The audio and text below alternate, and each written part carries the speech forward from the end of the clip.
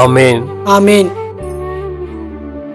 டேய் எனக்கு ரொம்ப பயமா இருக்குடா. எங்க அப்பா பொழைப்பாரா மாட்டாங்க கூட தெரியலடா.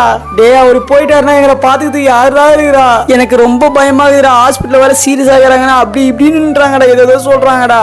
என்ன பண்றதுன்னே தெரியலடா எனக்கு. டேய் டேய் டேய் டேய் என்னடா இப்படி பாட்ட பாடுற? இப்ப நீ பண்ண 1 hour பிரேயர் வேஸ்டா போயிடுச்சா? டேய் என்னடா சொல்ற? பிரேயர் பண்ணிட்டல, பிரேயர் பண்ணிட்ட அப்புறம் என்ன பண்ணும்? ஏசப்பா விடுதலை குத்துருவாருன்னு விசுவாசமா போகணும். அதை விட்டுட்டு இப்படி அவ்விசுவாசமா பதட்டப்படுறியடா. ஏசாயா 28:16 விசுவாசிக்கிறவன் பதறான்னு இருக்கு. விசுவாசிக்கிற நீ பதறக்கூடாதுடா. டேய் சாத்ராக் மேஷாக் ஆபேத்நேகோ அக்கினி சூளையில போடுறாங்க. அவங்க ஆண்டவர் மேல இருக்கிற விசுவாசத்தினால சின்ன பாட்டு கூட பாடாம கூலா போனாங்க. அக்கினி சூளைக்குள்ள அவங்க வீழ்ந்தாங்க. அவங்க முடியோட கருகாதபடிக்கு ஆண்டவர் அவங்கள சேஃப்டியா வெளியேற்று வந்தாரு. அதே போல தானியேலு சிங்க கெபி உள்ள போடுறாங்க. தானியேலும் ஏசப்பா மேல இருக்கிற விசுவாசத்தினால எந்த ஒரு பாட்டுமா படாம கூலா உள்ள போனாரு.